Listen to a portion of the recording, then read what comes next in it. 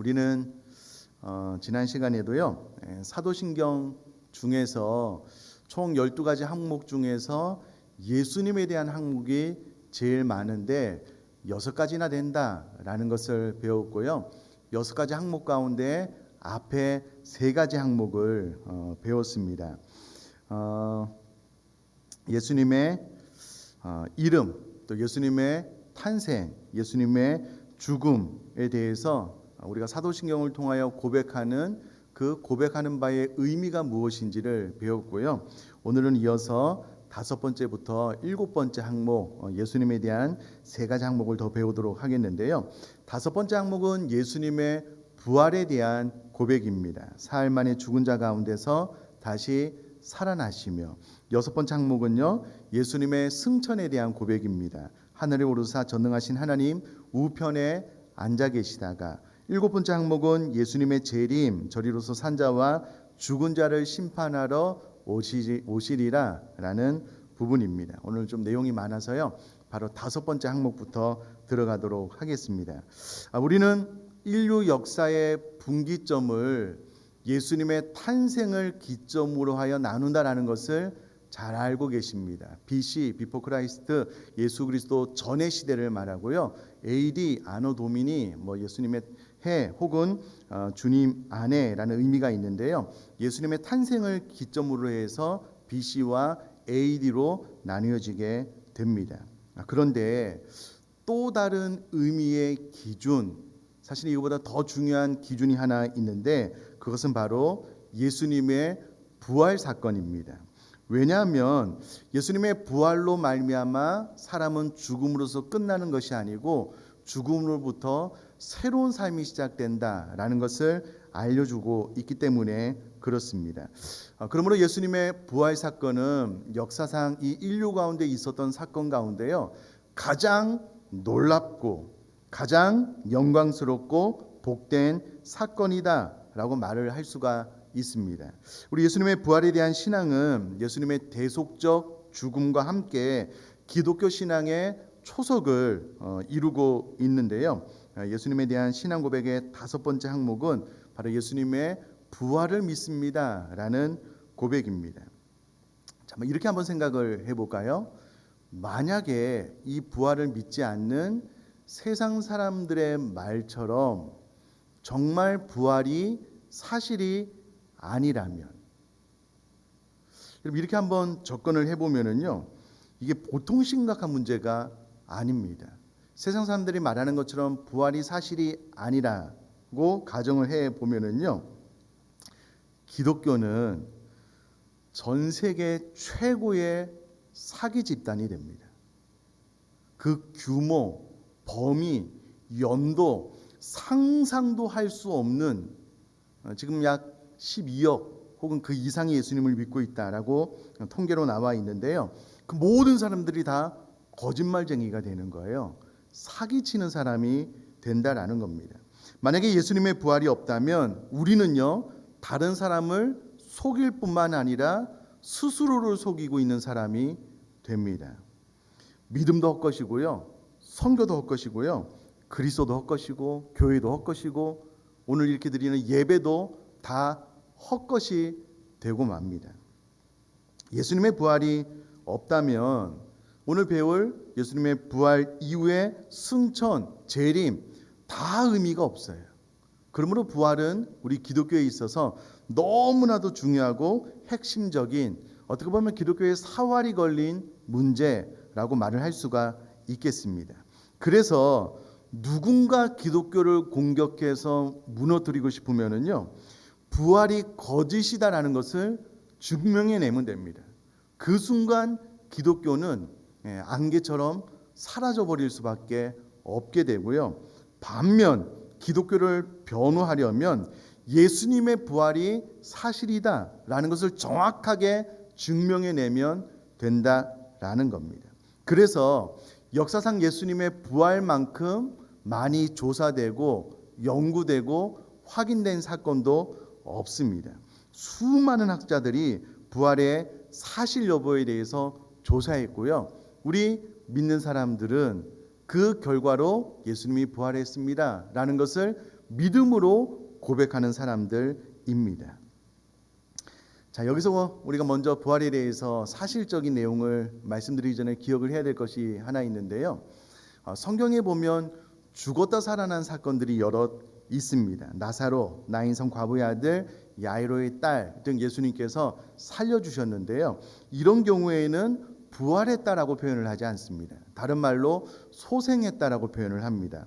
생명을 잠깐 단지 연장, 죽었다가 살아난 것은 맞지만 그러나 잠깐 연장을 했다가 이 세 사람 다 죽게 되었고요. 예수님은 부활했다라고 표현을 하는데 그 이유는 완전히 새로운 몸으로 변형되었기 때문에 그렇습니다. 자, 그러면 본격적으로요. 부활의 증거에 대해서 좀 말씀을 드리려고 하는데요. 어떤 한 사건이 사실임을 완전하게 증명하려면 이와 같은 세 가지의 증거가 필요합니다. 첫 번째, 증인에 의한 직접적인 증거. 나 봤다, 확실하다, 증인이 필요하고요. 두 번째, 물적 증거. 세 번째, 간접적인 정황적인 증거가 필요합니다. 첫 번째, 증인에 의한 직접적인 증거를 먼저 말씀을 드리면요. 예수님의 부활이 사실이다라고 말을 할 수밖에 없는 이유는 예수님께서 부활하시고 난 다음에요. 예수님의 부활체를 적어도 성경에 11번 이상 나타내 보이셨습니다. 예수님이 부활하고 난 다음에요. 아무도 모르게 은밀히 다니신 것이 아니고요. 부활체를 드러내 보여주셨습니다. 성경에 여러 곳에 기록이 되어져 있고요. 내가 예수님을 만났다라고 말한 사람들이 많이 있습니다. 다 살펴볼 수는 없고요. 몇 가지만 살펴보면 예수님은 예루살렘 근처에서 부활주일 아침에 최초로 막달라 마리아에게 나타나셨습니다. 그리고 부활주일 아침 다른 여인들에게도 나타나셨고요. 부활주일 정오에는 우리가 잘 아는 대로 엠마오로 내려가는 제자 글로바와 친구에게 나타나셨습니다. 예수님은 부활주일 오후에 베드로에게 나타나셨고요. 부활주일 저녁에는 도마가 없이 모였던 제자들에게 호련히 나타나셨습니다. 도마가 없었거든요. 나는 못 믿겠다. 그래서 예수님께서 도마가 있는 제자들 가운데 또 나타나서 예수님의 부활체를 보여주셨습니다. 부활하신 예수님은 갈릴리 한 산에서요 500명 이상에게 동시에 나타내셨고요. 예수님은 예루살렘 감람산에서 12제자에게 나타나시고 난 다음에 승천하셨고요. 예수님은 다메섹 도상으로 가던 사울에게까지 나타나셨습니다. 이외에도 얼마든지 예수님의 부활 사건을 여러 사람들에게 나타내 주셨을 뿐만 아니라 내가 부활하신 예수님을 보았다라고 이야기하는 성경이 많이 있습니다. 그 가운데 고린도전서 15장 4절에서 8절까지 말씀을 제가 한번 읽어드릴 테니까 여러분 화면을 통해서 보시면 좋겠습니다. 사도 바울이요 예수 그리스도를 믿는 자들을 잡아 죽이려고 다메섹으로 가는 가운데 다메섹 도상에서 부활하신 예수님을 만나서 예수님의 부활에 대해서 단 1%도 믿지 않았던 사도 바울이 예수님을 만나버린 거예요. 변화가 되고 난 다음에 그가 이렇게 이야기를 하는데요. 장사 지낸 바 되셨다가 성경대로 사흘 만에 다시 살아나사 게바에게 보이시고 후에 12 제자에게와 그 후에 500여 형제에게 일시에 보이셨나니 그 중에 지금까지 대다수는 살아있고 어떤 사람은 잠들었으며 그 후에 야고보에게 보이셨으며 그 후에 모든 사도에게와 맨 나중에 만삭되지 못하여 난 자 같은 내게도 보이셨느니라 라고 기록을 하고 있습니다. 사도 바울이 고린도 교회에게 편지를 쓸 때요 예수님의 부활에 대해서 이야기를 할 때 주변에서 야 그거 거짓말이다 라고 말을 할 수 없었던 이유는 예수님의 부활하신 모습을 본 대다수의 사람들이 지금까지 살아있는 거예요. 사도 바울이 고린도 교회에 이 편지를 쓸 때 그러니까 제자들이 예수님께서 부활하셨다라고 해도 야 그거 거짓말이야 학생들 말로 뻥이야 라고 말을 못하는 거예요. 왜냐하면 내가 예수님 부활한 걸 보았다라는 대다수의 사람들이 살아있기 때문에 그 예수님의 부활이 사실이 아니다라고 누구도 말을 할 수 없었기 때문에 그렇습니다. 그러므로 예수님의 부활이 사실인 것은요 부활하시고 난 다음에 부활체를 보여준 사람들이 너무 많아요. 그리고 많은 증언이 있기 때문에 예수님의 부활은 사실이다라고 인정을 할 수밖에 없고요. 두 번째, 물적 증거가 있는데 예수님의 빈 무덤이 예수님의 부활에 대한 물적 증거입니다. 당시 로마의 당국자들 또 유대의 지도자들은요, 예수님의 시신이 사라지지 않도록 철통같이 예수님의 장사 지냈던 무덤을 막아섰고 보호하고 또 그 누구도 예수님의 시신을 훔쳐가지 못하도록 파수하고 있었거든요.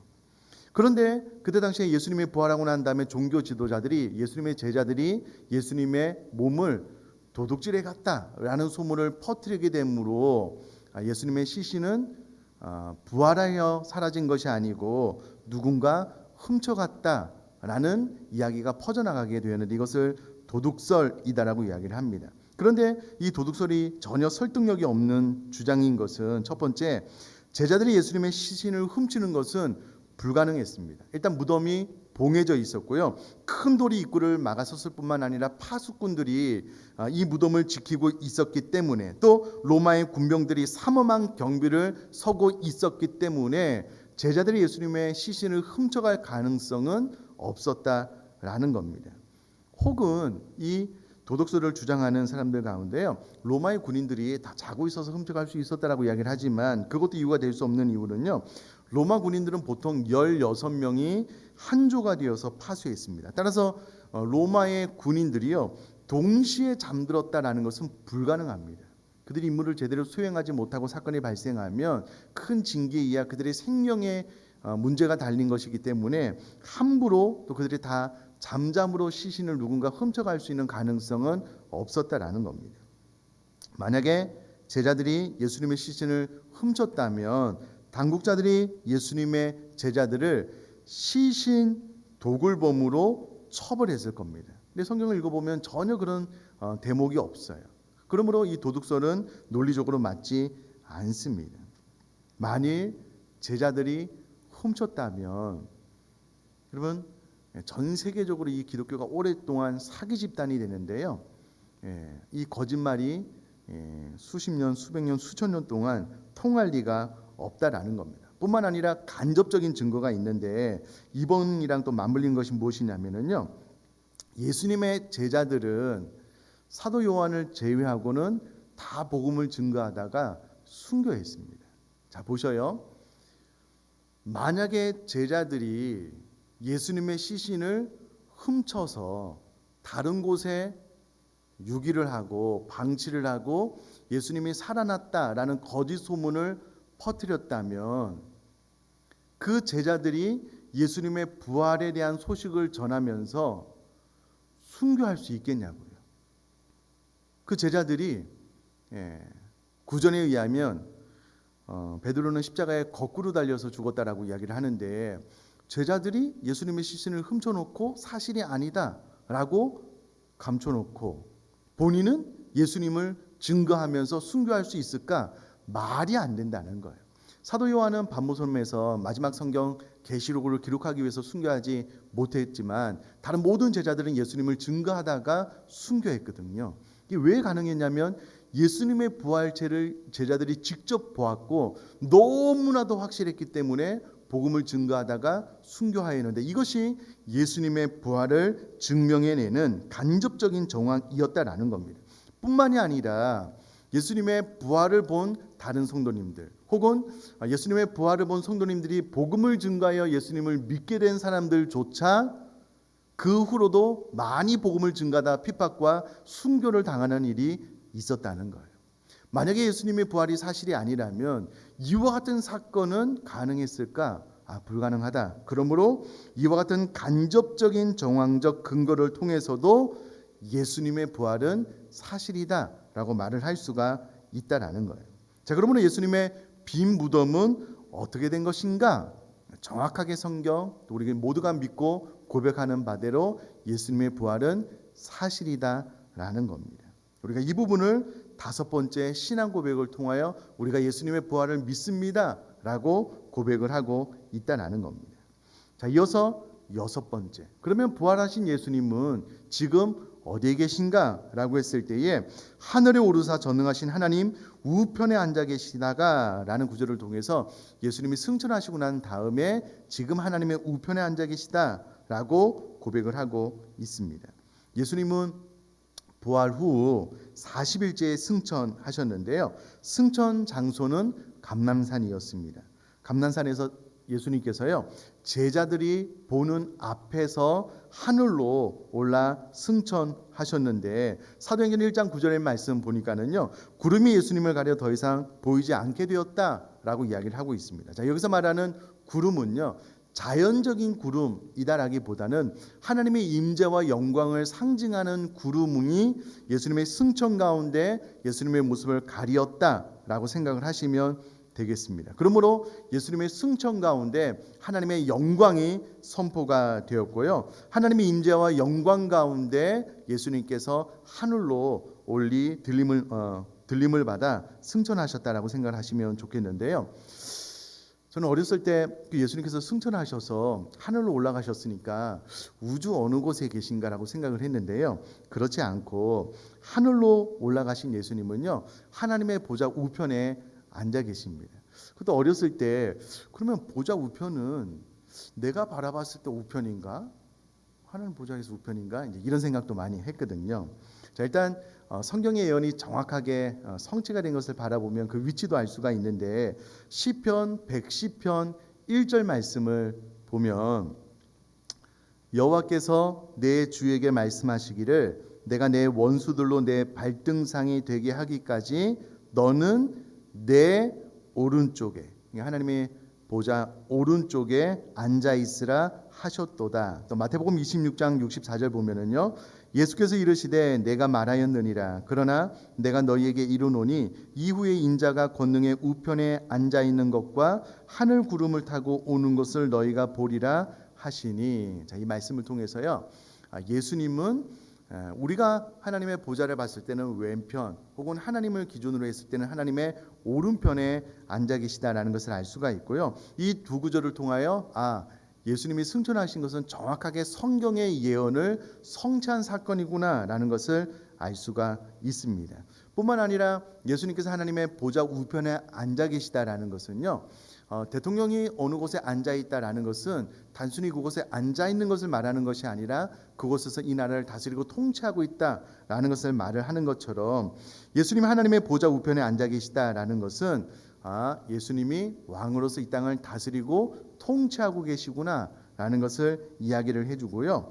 예수님은 그곳에서 우리를 위해서 중보할 뿐만 아니라 또 우리가 갈 처소를 예비하고 계시다라고 성경이 기록을 하고 있습니다.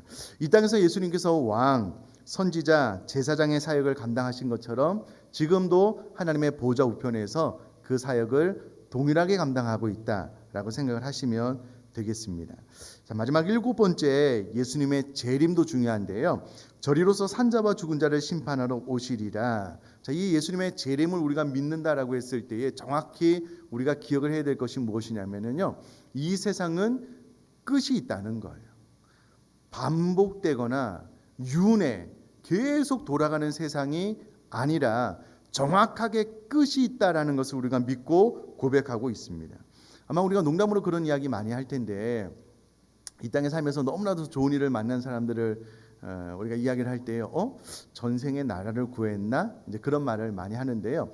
이 말 안에는 전생 전에 어떤 생애가 있었고 또 이 생애가 반복되어서 또 다른 생애에 살고 있다라는 것을 전제하는 말인데 다 틀렸습니다. 그렇지 않습니다. 사람은 죽으면은요, 다른 그 어떤 동물로 또 다른 걸로 다시 태어남으로 이 세상이 계속해서 윤회 반복하여 돌아가는 것이 아니라 아예 이 세상은 일직선상에 놓였고요, 종말이 있으므로 끝이 난다라고 우리는 신앙을 고백하고 있습니다. 왜 드라마 같은 것을 보면 이 땅에서의 생애가 4번이 있는데 그 중에서 너는 몇 번째 생애냐? 한 번 더 윤회할 수 있겠다 다 이야기를 하는데요. 다 성경적으로 옳지 않습니다. 이 생애는 단 한 번밖에 없고요. 예수님의 재림으로 혹은 개인적인 죽음 종말로 끝이 난다라는 것을 고백하는 것이 7번째 예수님의 재림에 대한 고백입니다. 성경의 제일 마지막은요, 아멘 주 예수여 오시옵소서라고 끝이 납니다. 자, 우리가 성경에 대해서 들을 때 구약은 오실 예수님, 신약은 오신 예수님에 대해서 많이 들었는데요. 정확한 요약이 많고 맞는데 신약은 오신 예수님과 더불어서 다시 오실 예수님, 재림에 대해서 기록하고 있는 성경이다라고 생각을 하시면 되겠습니다. 자, 그러면 예수님께서 왜 재림하시는가라고 했을 때에 여러분 참 중요한데요. 산자와 죽은 자를 심판하기 위해서 재림하십니다. 다시요. 예수님께서 왜 재림하시는가? 산자와 죽은 자를 심판하기 위해서 재림하신다라는 겁니다. 자, 저리로서 산자와 죽은 자를 심판하러 오시리라라고 고백을 하고 있는데요. 여기서 말하는 저리로서는 하나님의 보좌 우편으로부터라는 말이고요. 예수님께서 이 땅에 재림하셔서 무엇을 하시느냐라고 했을 때에 산자를 심판하시고 죽은 자를 심판하시는데, 산자라고 하는 것은 예수님께서 재림할 때까지 살아있는 자들, 그리고 죽은 자들은 과거에 죽었던 모든 자들을 부활시키고 난 다음에 심판할 것을 말하고 있습니다. 자, 이 부분에 대해서 데살로니가전서 4장 16절 17절은 이렇게 이야기를 합니다. 제가 한번 읽어볼게요. 주께서 호령과 천사장의 소리와 하나님의 나팔 소리로 친히 하늘로부터 강림하시리니 그리스도 안에서 죽은 자들이 먼저 일어나고 그 후에 우리 살아남은 자들도 그들과 함께 구름 속으로 끌어올려 공중에서 주를 영접하게 하시리니 그리하여 우리가 항상 주와 함께 있으리라. 아멘. 자, 성경은 예수님께서 재림하실 때에 믿는 자와 믿지 않는 자, 살아있는 자, 죽은 자를 막론하고 다 부활할 것을 이야기를 하고 있습니다. 창조 이후로 지금까지 이 땅에 살았던, 그래서 죽었던 모든 자들이 한꺼번에 살아나고요. 그리고 이 땅에 살아있던 사람들도 공중으로 끌어올림을 받아서 바로 그곳에서 마지막 심판을 받게 될 것입니다. 사랑하는 성도님들, 그때는 지금은 이 땅에 공의가 잘 실천이 안 되는 것 같아서 안타까운 마음으로 삶을 살아가고 있는 분이 계실 텐데요. 그때가 되면 하나님의 완벽한 공의로 선인과 악인을 그 행한 대로 갚으실 것입니다. 자, 쉽지는 않지만 이 부분에 대해서 정확하게 요한계시록에서 이렇게 이야기를 해주고 있는데요. 요한계시록 20장 11절부터 15절까지 말씀입니다. 여러분 화면을 보시면은요. 또 내가 크고 흰 보좌와 그 위에 앉으신 이를 보니 땅과 하늘이 그 앞에서 피하여 간데 없더라. 또 내가 보니 죽은 자들이 큰 자나 작은 자나 그 보좌 앞에 서 있는데 책들이 펴 있고 또 다른 책이 펴졌으니 곧 생명책이라. 죽은 자들이 자기 행위를 따라 책들에 기록된 대로 심판을 받으니 바다가 그 가운데서 죽은 자들을 내주고 또 사망과 음부도 그 가운데서 죽은 자들을 내주며 각 사람이 자기 행한 대로 심판을 받고 사망과 음부도 불못에 던져지니 이것은 둘째 사망 곧 불못이라. 누구든지 생명책에 기록되지 못한 자는 불못에 던져지더라. 아멘.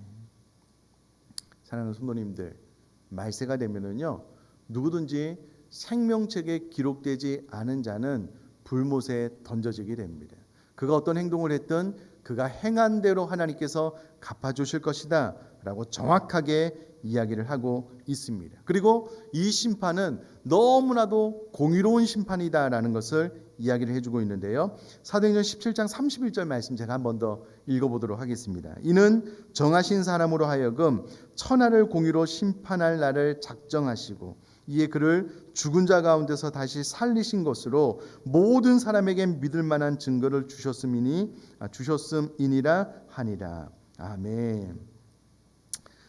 정하신 사람으로 하여금 천하를 공의로 심판할 날을 작정하시고 때가 되매 정확하게 하나님께서 공의로운 심판을 이루실 것을 성경이 이야기를 해주고 있다라는 겁니다. 사랑하는 성도님들, 엊그제지요. 지난 금요일 날 금요 성령 기도를 하는데요. 기도하는 가운데 자꾸 성령께서 그런 마음을 주셔요.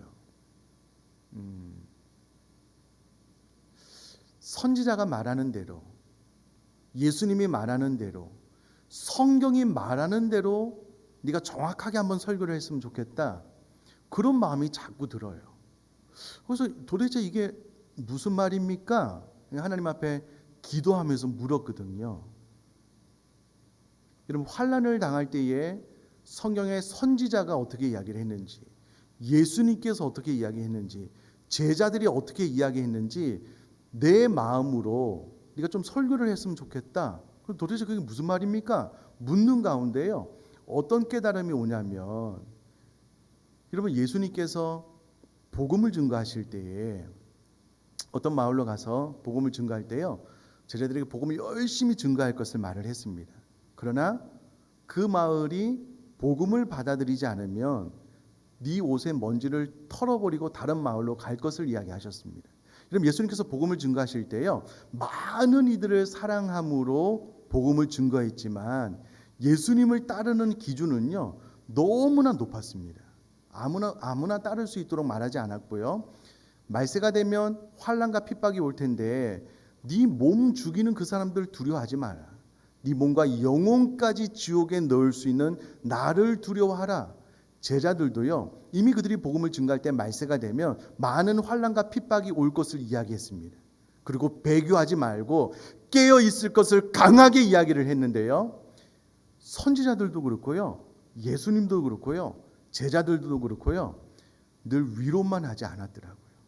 괜찮아, 조금만 참으면 돼, 이렇게 하지 않았더라고요. 어떻게 말했는지 아셔요?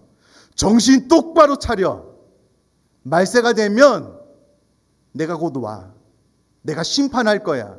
그때 네가 행한 대로 내가 갚아줄 거야. 그 많은 사람들 앞에서 나를 시인하면 나도 너를 시인하겠지만, 그러나 환난과 핍박 가운데 네가 나를 부인하면 나도 너를 모른 체 할 거야. 모른다고 할 거야. 이게 성경의 메시지라는 거예요. 이렇게 설교를 좀 해라. 마음에 그런 생각이 자꾸 들어요. 저도 그동안 너무 상황이 어렵고 힘드니까 그냥 위로하고 조금만 견디자고 조금만 좀 참아내보자고 그렇게만 설교를 했던 것 같아요. 그럼 성경에 예수님께서 재림하는 날이 되면은요, 행한 대로 갚아주셔요. 이것이 더 무섭고 떨리는 것이 무엇이냐면, 예수님께서 한번 물로 심판하셨잖아요. 하나님께서. 그때 노아와 더불어서 8가족만 구원을 받았잖아요. 그때 당시에 창조과학계의 설명에 의하면은요, 오늘날 우리가 사는 인류의 인구와 비슷한 인구가 살았다라고 말을 하시더라고요. 그 많은 인류 가운데 노아와 세 자부들 총 8명만 구원을 받은 거예요. 말세가 되면 구원받을 자가 그렇게 많지 않습니다. 참 믿음을 보겠느냐, 살아있는 믿음을 보겠느냐라고 성경이 예수님께서 정확하게 이야기를 해요. 그러므로 우리가 예수님의 재림을 믿는다라고 우리가 신앙을 고백한다면 어떻게 되는가? 깨어 있어야죠. 정신을 번쩍 차리셔야죠. 늘 말세의 지말이라고 이야기를 하는데 예수님께서 오실 날이 정말 얼마 남지 않았으므로 내가 예수님께서 저리로서 산자와 죽은 자를 심판하러 올 것을 정확하게 믿음으로 고백한다면 우리는 깨어있는 삶을 살아야 되겠죠. 그날에 갑자기 불현듯 오지 못하도록. 그러므로 여러분, 우리가 이 예수님의 재림에 대한 신앙 고백을 통해서 우리가 우리 마음속에 각인해야 될 것이 무엇이냐면, 예수님께서 하나님의 보좌 우편으로부터 산자와 죽은 자를 심판하러 오실 것인데, 그럼 내가 그날이 불현듯 갑자기 준비되지 않은 상황 가운데 오지 못하도록 영적으로 깨어 있어야 되겠다. 여러분 꼭 그렇게 기억하시고 주님 오시는 그날까지 살아있는 신앙생활을 해나갈 수 있게 되기를 간절히 바랍니다. 자, 말씀을 정리하면은요, 예수님의 부활 너무나도 확실하다. 그래서 삶 안에 죽은 자 가운데서 예수님께서 다시 살아난 것을 내가 믿습니다라는 신앙 고백이고요. 그리고 난 다음에 예수님께서 승천하셔서 보좌 우편에 왕, 제사장, 선지자로서의 사역을 감당하시면서 우리를 위하여 우리가 거할 처소를 지금 예비하고 계시고, 그리고 그 예수님께서 보좌 우편으로부터 산자와 죽은 자를 심판하러 오실 것을 내가 믿습니다 라는 이 신앙 고백을 통해서요, 여러분 잠자지 말고 죽어있는 신앙생활이 아니라 깨어 있는 신앙생활을 해 나갈 수 있기를 주님의 이름으로 축복합니다.